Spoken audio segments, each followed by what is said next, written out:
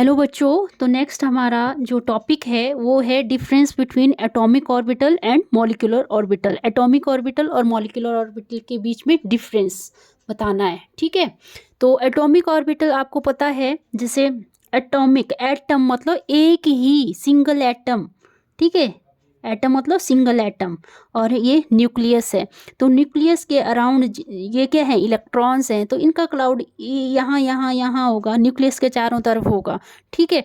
तो क्या हो जाएगा इसका, द इलेक्ट्रॉन क्लाउड कहाँ तक एक्सटेंड करेगा ये, the electron cloud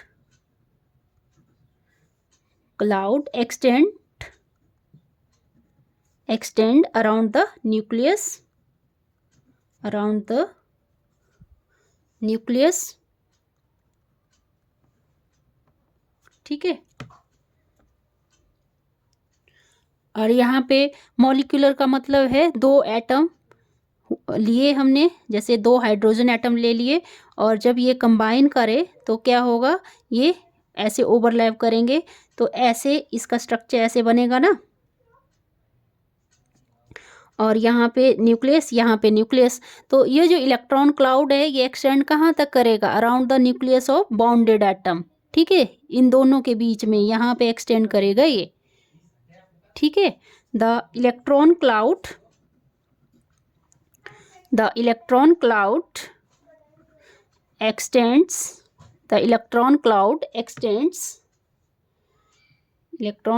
extends around the nucleus, around the nuclei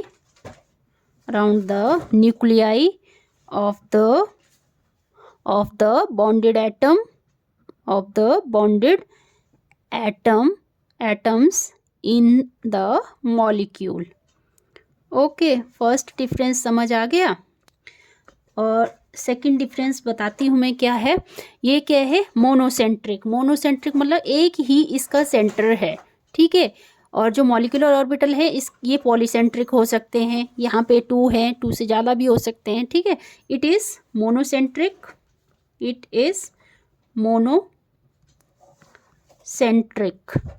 in nature, ठीक है। नेचर में कैसे मिलेंगे ये, मोनोसेंट्रिक। और यहाँ पे कैसे मिलेंगे, it is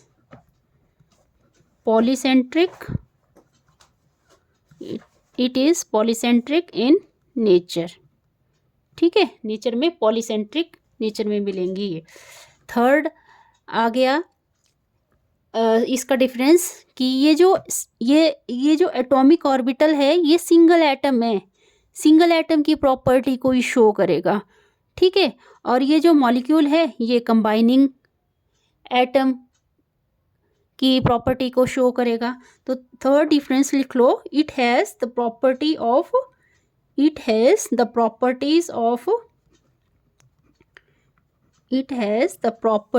of the single atom only,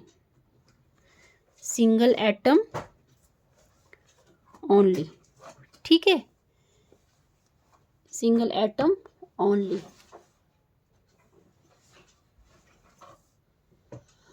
और थर्ड डिफरेंस इसमें लिख लो कि ये कैसी प्रॉपर्टी को शो करेगा, कंबाइनिंग एटम की। It has the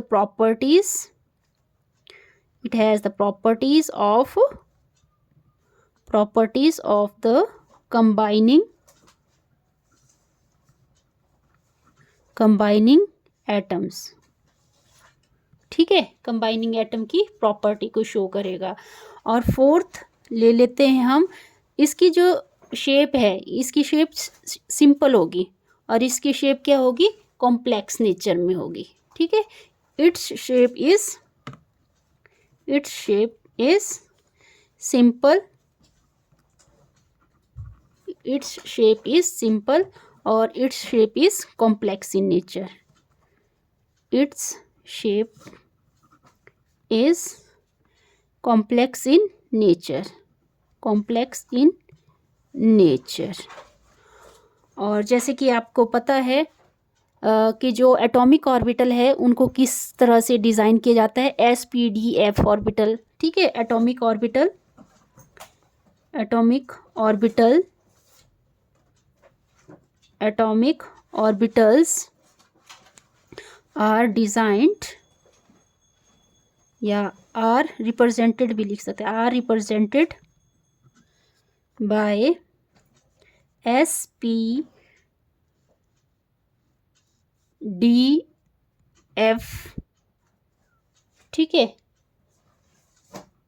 etcetera. पर मैंने आपको ये शेप्स बनाना सिखाया था, देखो एस में कैसी शेप होती है, पी की कैसी, डी की कैसी होती है, एफ की कैसी होती है। तो एटॉमिक ऑर्बिटल को किससे रिप्रेजेंट कर सकते हैं हम, SPDF से रिप्रेजेंट कर सकते हैं। और जो मॉलिक्यूलर ऑर्बिटल्स हैं उनको कैसे रिप्रेजेंट करेंगे, molecular orbitals are designated as sigma star, pi star, delta star etcetera, ठीक है। क्योंकि ये बॉन्डिंग नेचर में भी होते हैं, इट में भी बॉन्डिंग और एंटी बॉन्डिंग, इसको बॉन्डिंग बोलते हैं, इसको एंटी बॉन्डिंग बोलते हैं। तो आप ये भी लिख सकते हैं इसमें, they may be bonding and anti bonding, they may be bonding and anti bonding, ठीक है। आई होप आपको ये समझ आया होगा वीडियो। अगर समझ आएगा तो प्लीज़ वीडियो को लाइक करें, शेयर करें, सब्सक्राइब करें चैनल को। Thank you.